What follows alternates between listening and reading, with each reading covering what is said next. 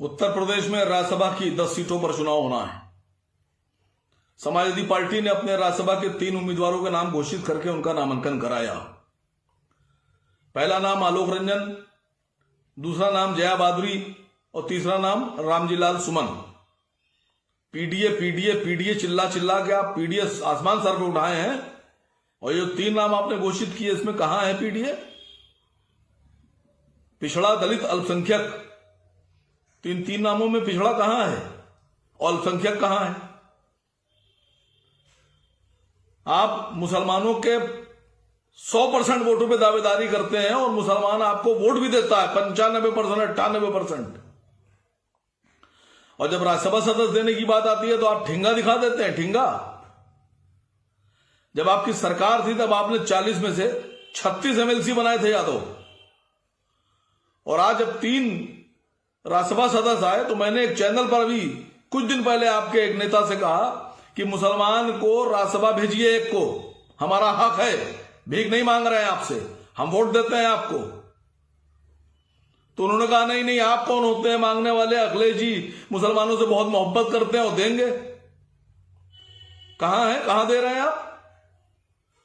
आपने 2 सीटें दे दी चित्रांश को, आलोक रंजन जी को और इनकलाब श्रीवास्तव साहब की पत्नी को, यानी अमिताभ बच्चन साहब की पत्नी को। 2 सीटें आपने 3 में से दे दी चित्रांश को। वो चित्रांश जो आपको वोट ही नहीं देता है, वो चित्रांश जिसका सारा का सारा वोट बीजेपी में जाता है। 70% का आपने उनको इसमें हिस्सा दे दिया 3 सीट में। मुसलमान का पूरा वोट लेने के बाद आपने मुसलमान को क्या दिया? मैं मुसलमान नेताओं से समाजवादी पार्टी के सवाल पूछ रहा हूं, खामोश क्यों हैं आप लोग? आपकी दिलेरी कहां चली गई कि आप गुलामों की तरह से हाथ बांधे अपने नेता के सामने सर झुकाए खड़े हैं? आपके हलक से यह भी आवाज नहीं निकल रही है अपने नेता से कि एक राज्यसभा दे दें उनको, मुसलमानों को। किस मुंह से आप 100% वोट मांगेंगे? अभी लोकसभा चुनाव आ रहा है, मैं मुसलमानों से इस बारे में बात करूंगा, मैं उनको आगाह करूंगा, मैं उनको जगाऊंगा कि वो लोग जो तुम्हारा 100% वोट लेते हैं सरकार बनाने के लिए, तुम उनकी सरकार बनाने की ताकत लगा देते हो, और जब लेने का वक्त आता है तो तुमको कुछ नहीं मिलता है। ये कैसे समाजवादी पार्टी के मुसलमान नेता हैं कि जबान में गिठा बांधकर एकदम चुपचाप खामोश गुलामों की तरह से खड़े हैं? मैं लड़ाई लड़ूंगा मुसलमानों की, और आपको जवाब देना होगा कि कौन से पीडीए की बात कर रहे हैं आप।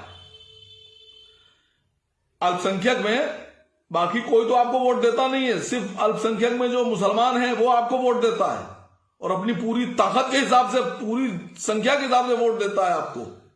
और आप मुसलमानों के बल पर राजनीति भी करते हैं, और उसके बाद मुसलमानों के साथ ये नाइंसाफी। मैं उन तमाम समाजवादी पार्टी के मुसलमानों से कह रहा हूं, उठो, खड़े हो, आवाज उठाओ, लड़ो। क्या मैसेज दे रहे हैं कि पूरे भारत में आप ये मैसेज दे रहे हैं कि जो लोग, जो मुसलमान समाजवादी पार्टी को 100% वोट करता है, वही समाजवादी पार्टी मुसलमानों को एक रेजा बराबर 1% का भी हक देने पर राजी नहीं है। तो जब आप 100% वोट लेने के बाद मुसलमानों को कुछ नहीं देंगे तो बाकी पार्टियों में क्या मैसेज जा रहा है कि मुसलमानों को देने की जरूरत नहीं है?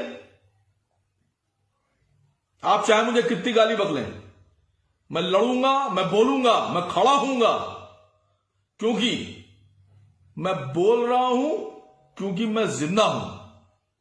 ये दुनिया किसी मुर्दे की कहानी नहीं सुनती। मैं आप लोगों से भी कह रहा हूं, मुसलमान नेताओं, समाजवादी पार्टी के नेताओं, जिंदा की तरह से बर्ताव कीजिए और अपनी आवाज उठाइए।